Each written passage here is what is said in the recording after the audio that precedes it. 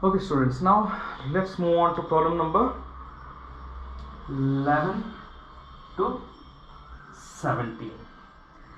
So how many problems totally? 7 problems. If you remember yesterday I said one problem number 4 in the worked example. Okay, so I will stress many times about this thing. Okay, so problem number 4 from the worked example plus 7 problems from the 11 to 17 in the exercise. So totally how many problems? Just one problem. Okay, so totally 8 problems. One will be given for 5 marks in the final examination, and they are so easy to solve it. You just need to take care. Okay, usually problem number 43 in the 4th main will be this. Okay, 100% assured. You can just see it's a matter of 4 or 5 steps maximum it's going to be, and we will get the answer. For that they will going to allot 5 marks. Okay, so please learn this next 7 problems carefully. Please, if you're working other problems or not, I don't know. Okay, in the second order derivative, if you are working whatever problems still I have done, it's okay, live out if you want, no issues at all. But these 7 plus that 4th one in the worked example, they are very important for us. So let us start. Problem number 11. I will show that problem only. So the first one, that's 11th one, they have given y is equal to 5 cos x minus 3 sin x. Then they said they have given some condition. Prove that. You can just refer that to EPL. So directly I will start how to solve the problem. So as looking at the condition, we need d square y by dx square. So first we are going to find dy by dx, then d square y by dx square. So let's find dy by dx, differentiation of 5 cos x minus 5 sin x minus 3, as it is differentiation of sin x will be cos x. This is first order derivative. Now according to the problem I need second order derivative also. Differentiation of minus 5 cos x will be minus 5 cos x minus 3, as it is. Differentiation of cos x will be minus sin, so this will become plus. So this will be plus 3 sin x. To make it simple, what I will do here, I will just remove minus outside. So this will become 5 cos x minus 3 sin x. Why I did this means, according to condition I need d square y by dx square plus y equal to 0. Correct, right? This is the first method I am solving. I will just teach you one more method. Now look at that. What I got here is nothing but the value of y. So this right hand side can be written as minus y. Now bring that to the left side now. So on bringing that to the left side, d square y by dx square, and if you are shifting, plus y will be equal to 0. This is the required condition. This is first method of solving. I will teach you the second method. So according to the condition I need d square y by dx square, right? So this is the value of d square y by dx square. So what I do here, I will take the left hand side of the condition. What is the left hand side of the condition? D square y by dx square plus y. So it's something like start with LHS and get the RHS. Second method. So the first one, this is the value of d square y by dx square minus 5 cos x plus 3 sin x. I have written here. Now the next is plus y. Now what is the value of y we have here? Plus y value will be 5 cos x minus 3 sin x. Minus 3 sin x get cancels, plus 5 cos x also get cancels, and the value will be 0. Start with LHS and get the RHS. This is second method. I know most of the students actually will prefer this. Okay, they may not be good enough in adjusting the terms once they reach d square y by dx square. Please follow whatever the method you feel easy. Okay, so one problem I will explain 2 methods. From the next one I will just be solving only one. But you will get the marks in any of the methods. It's not an issue. Okay, so let's go to problem number 12. Problem number 12, they said if y is equal to cos inverse x, then you need to find something called as find d square y by dx square in terms of y alone. A unique problem. Not of much importance among the 7, but still let us solve it. So first time let us differentiate dy by dx. What is differentiation of cos inverse x? Minus 1 by root of 1 minus x square. So before you start the second time, write this to numerator 1 minus x square whole to the power minus half. So let's start the second order derivative, d square y by dx square. Just like x to the power n, you already have a minus sign. So when you get this, so this will become plus half because of the product of these two, multiplied by 1 minus x square whole to the power minus 1 minus 1. For this, apply the formula of n into x to the power n minus 1. That is multiplied by, it is chain rule, first x power n, then for 1 minus x square. Differentiation of 1 minus x square, 1 will be 0 and this will be minus 2x. We're done with the differentiation, but d square y by dx square purely should be expressed in terms of y. So simplification has to be done. Let me eliminate 2 and 2 here. So there's a minus x, and this minus x multiplied by 1 minus x square whole to the power, after taking LCM, this will be minus 3 by 2. Let me bring this to denominator. So on bringing this to denominator, minus x by 1 minus x square whole to the power 3 by 2. This 3 by 2 can also be written as minus x power 1 minus x square whole cube. 3 by 2 power will be written as, first you can take the square root of 1 minus x square, and the 3 will be the power of this. Okay. If you have a confusion, let me explain how it's actually done. 1 minus x square whole power 3 by 2 will be 1 minus x square the whole cube whole power 1 by 2. Like this it can be written. So this is actually will be written as root of 1 minus x square whole power 3. The one which I have written here. Got it? So now the value of d square y by dx square will be minus x by root of 1 minus x square the whole cube, which I have written here. But they want it purely in terms of y. So what is starting? They have given y is equal to cos inverse x. If y equal to cos inverse x, so cos y can be written as x. So that means wherever x is there, x value will be replaced by cos y. So this will be minus cos y by root of 1 minus cos square y the whole cube. What is 1 minus cos square y? Sin square y. So this will be minus cos y by root of sin square y whole cube. Denominator further can be simplified as, see, square root get cancelled. So what is the remaining thing? The remaining thing is just going to be sin cube y. Now split this sin cube, we can simplify, keep on simplifying actually, it's just a matter of trigonometry, that's it. So I can just continue further. Minus cos y by sin y multiplied by 1 by sin square y. Now the last step, cos by sin will be cot y, 1 by sin square will be cosecant square y. Look at the last step, everything is in terms of y. So we are able to express the given problem purely in terms of y. A unique problem, only one problem of such kind in this topic. Okay. Now let's move on to the problem number 13. These problems are very, very important. So if you want, some of you have an habit of marking stars, something like this, right? Or you will be marking some, whatever you do. Okay, give 5 stars for this 7 to 8 problems. Okay. So let's have the next one, problem number 13. Problem number 13 is given by y is equal to 3 cos of log x plus 4 sin of log x. So let's go for differentiation.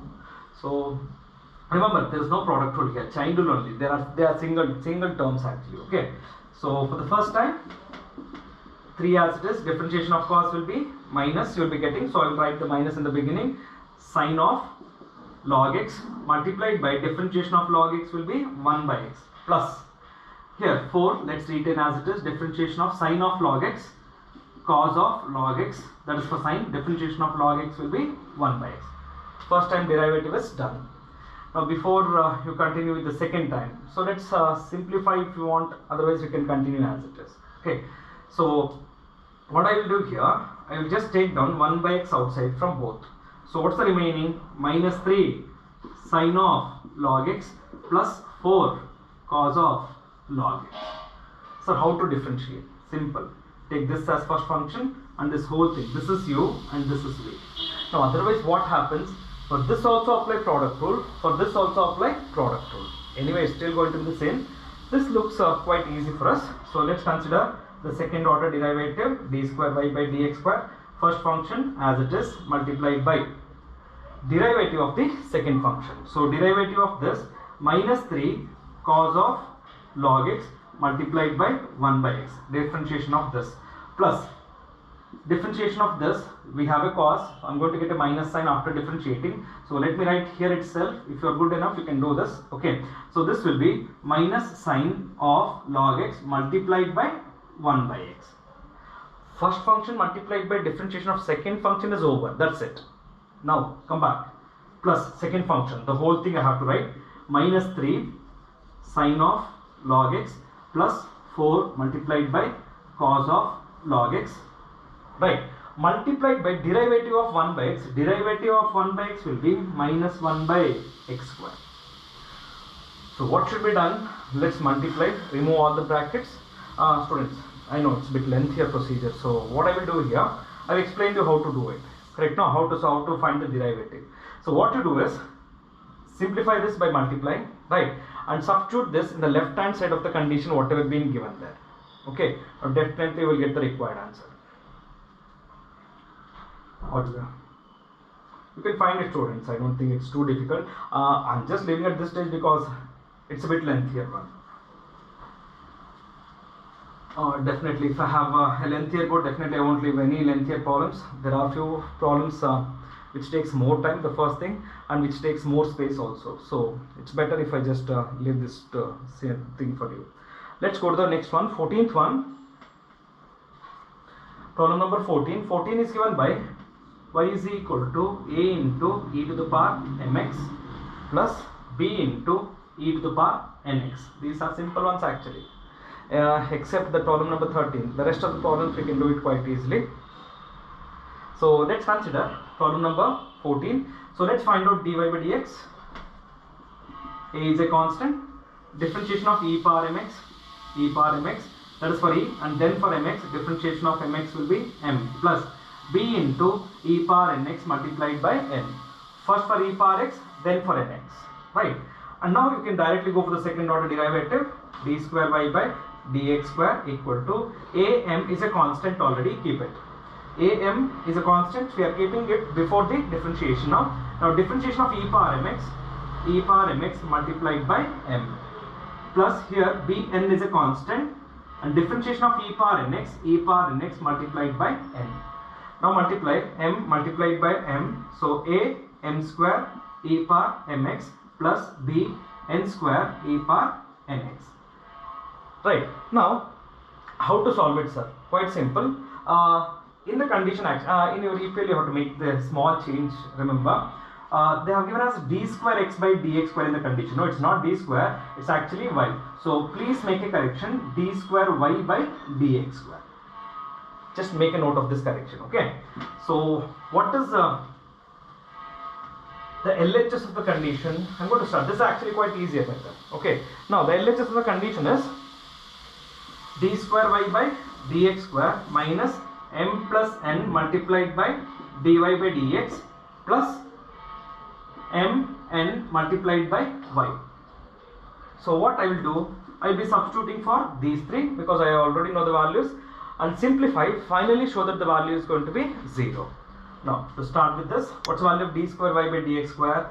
A n square e to the power mx plus b n square e to the power nx minus m plus n multiplied by dy by dx. dy by dx is a m e power mx plus b n e power nx. And now the last term, if you notice, m n multiplied by y, a multiplied by e power mx plus b multiplied by e power nx. What we need to do, remove all the brackets, simplify, and make sure you will get the value to be equal to 0. So just a multiplication, nothing to do here. Let's retain a n square e power mx plus b n square e power nx minus. You have a minus sign, so I just suggest you to put the bracket. So multiply these two by m. So when I multiply here, a m square e power mx, again m will be multiplied for this, b m n e power nx. Now multiply n for these two. So this is going to be a mn e power mx. Again n is multiplied for this, b n square e power nx. Product brackets has to be removed. The last multiply mn for these two also. So it is a mn e power mx, okay, plus now if mn is multiplied, b mn e power nx. The next thing is to multiply the minus sign for all. We have a m square e power mx, you are going to get minus a m square e power mx, get eliminated. Minus b n square e power nx plus b n square e power nx will get eliminated, and just look at that, a b mn e power nx, because you will be having a minus sign after multiplying, and here also there is a minus sign, so this also get cancelled, everything get cancelled, the value will be equal to 0.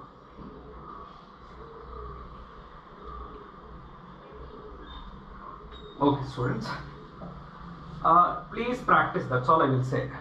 Okay, so don't think that okay, I'm not getting it, I'm finding it very difficult. No, nothing is actually difficult. Unless you practice, you cannot earn anything, you cannot learn anything. Okay, so just practice 1 or 2 times, definitely you will get. Now let's move to the next problem number 15, a simple one. Among all the problems, this is going to be one of the simplest one. So problem number 15 is y is equal to 500 multiplied by e to the power 7x plus 600 multiplied by e to the power minus 7x. So let's go for differentiation.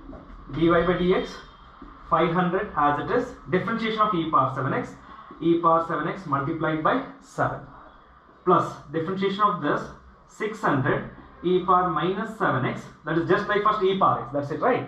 And next differentiation of minus 7x will be minus 7. Okay, so let's start the second time differentiation. When I start the second time differentiation, that is d square y by dx square, already I have a constant, I will not multiply.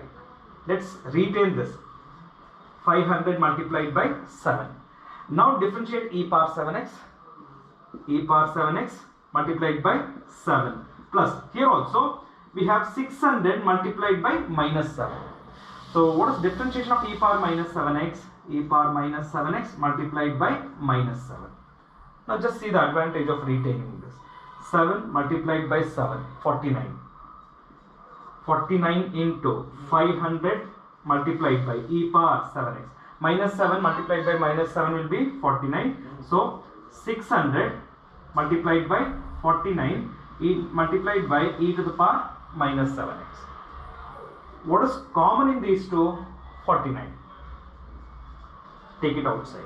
The remaining 500 e power 7x plus 600 e to the power minus 7x.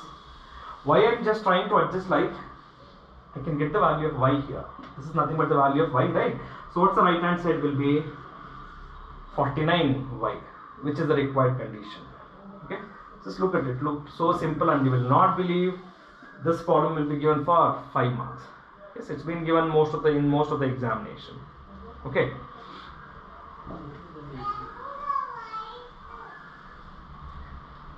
The next one. So let's go for problem number 16. Problem number 16 is given as e to the power y multiplied by x plus 1 is equal to 1, right? What they said is, please student, please note a correction. It is actually prove that d square y by dx square is equal to, this is equal to symbol is not printed there, so please make a correction of this, is equal to dy by dx the whole square. Let's see this. So let's go for differentiation of this. I can apply product rule. So if the product rule is applied, e power y, first function, differentiation of x plus 1 will be 1 plus x plus 1, differentiation of e power y, implicit, e power y multiplied by dy by dx, and right hand side is 1 and differentiation of 1 will be 0. So let's simplify a little bit out of this. So finally I want dy by dx, right? So I can just remove x plus 1 into e power y into dy by dx. I'm shifting this to right side, so minus e power y. So let's find out dy by dx equal to minus e power y, shift this to the denominator, e power y into x plus 1. Eliminate this. So what is the remaining? This is dy by dx. Now this has to be differentiated one more time. So when I go for the second time derivative, remember it's just like 1 by x here. So d square y by dx square equal to minus 1 is a constant as it is. Now differentiation of 1 by x, will be minus 1 by 1 plus x the whole square. I know some of you will find it difficult, so what I suggest is write this as minus x plus 1 whole power minus 1. Now I think that is easy for you. Take it in the form of x power n and differentiate it. You will be getting this thing. So minus into minus plus, what is that? I am going to get 1 by x plus 1 the whole square. So here this is the condition, right? So I will go to the condition, I will substitute for the left side. So what is the value of the left hand side? It is 1 by x plus 1 the whole square. Correct, right? The value of the left hand side. What is the value of the right side? Dy by dx. What is dy by dx? Minus 1 by x plus 1. They are squaring it. So on squaring, so minus will become plus. So this will be just 1 by x plus 1 the whole square. If you are good enough, actually you will notice here, the one what I got it here is nothing but the value of dy by dx the whole square. Here itself you can conclude. Otherwise you substitute the condition on both sides and you can get the answer. So that's how problem 16 has to be done. Now let's move on to the last problem of this second order derivative. That's problem number 17. So problem number 17 is given as one of the important problems, most number of times repeated one, tan inverse x the whole square. Some condition has been given, so let's do it. So let's find dy by dx, just like x square. So differentiation of x square is what? 2x. So differentiation of tan inverse x the whole square, 2 tan inverse x, multiplied by differentiation of tan inverse x, 1 by 1 plus x square. Certainly if I start the next step, I have to apply quotient rule, but I can avoid the quotient rule by shifting this to left side. So let's consider 1 plus x square multiplied by dy by dx equal to 2 tan inverse x. Now to differentiate, apply product rule for the left side. So take this as u and this as v.